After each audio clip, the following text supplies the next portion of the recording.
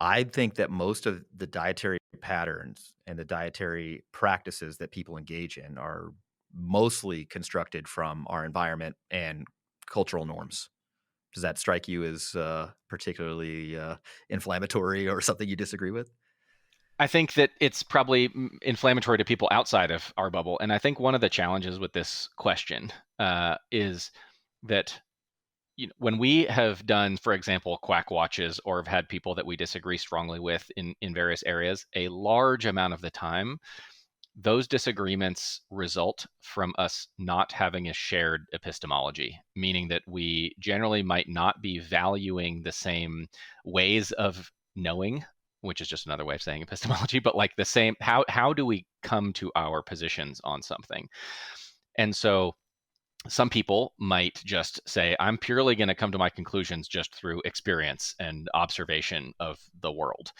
You and I, we put some value on experience and observation, but we are not likely to draw all of our positions on that, especially not draw all of our positions from that while rejecting other ways of knowing.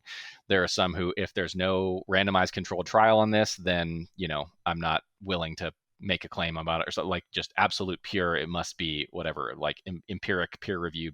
And I don't think that we would swing that far either, although we probably put a fair amount of weight on evidence when it is available for something.